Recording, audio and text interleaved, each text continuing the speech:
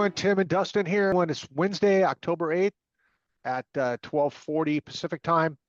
Dustin and Tim here from Highway 1. Wanted to give you a market update. Markets are much higher today, continuing their recent rally, even in the face of the government shutdown. Q3 earnings are coming up, and the street consensus is 5 to 7%. Our checks and portfolio managers, analysts, people we've met with, people we talk to, we think earnings are going to be in the low double digits for Q3. So market could be pricing that in. So we're expecting good things for the fourth quarter.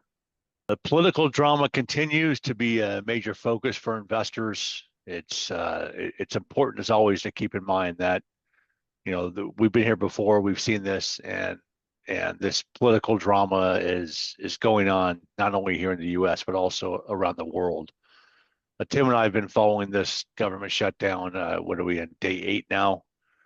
Both parties are trying to blame the other, trying to gain a little public opinion heading into some pretty critical midterms next year. We literally could spend all day discussing the shutdown, the ramifications to investments, whatnot. But the real key here is, as we mentioned last week, and will continue, is that we keep a very tight pulse on the duration and the potential economic impact as the shutdowns continue. We just saw a report that they're now furloughing half of the IRS, and anyone who's been traveling via airplane kind of knows what's going on at the airport. So we'll track the economic impact, but it's really interesting that this political dysfunction isn't just limited to the United States. The Prime Minister of France just resigned after, I think he's been on the job for like 4 weeks. They're at risk of not passing their budget. I think it's due next week. It's fascinating to note the left on over in France is demanding a wealth tax, and the right wants to cut social benefits for foreigners. It's pretty similar to what's happening here. A lot of fighting going on, but France's economy is already struggling. Some of the estimates that we're seeing for growth is, it's been 1%. Now it's being lowered to just 0.7% for 2025. So things are slowing there dramatically. We keep a close eye on Japan. Japan has a surprise new leader in the LDP party, which, even though it's Liberal Democrat Party, it's actually their conservative party. She seems to be someone really interesting to follow.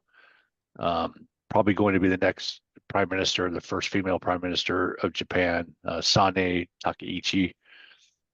She has been quoted several times, believing that the government there should have more impact on monetary policy. So we'll continue to monitor the relationship with their government and the Bank of Japan, and how that impacts investments here. We like to track both France and Japan because they're super important to the United States, as they're major holders of U.S. Treasuries. But ultimately, we don't think the issues going on in those two countries are going to have much impact on the interest rates over here. Tim and I think the 10-year is probably going to continue to trade between 4 and 4.5% for the rest of the year.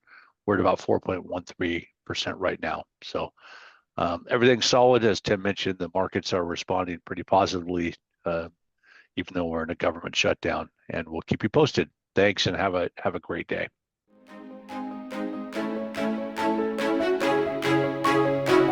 Thank you.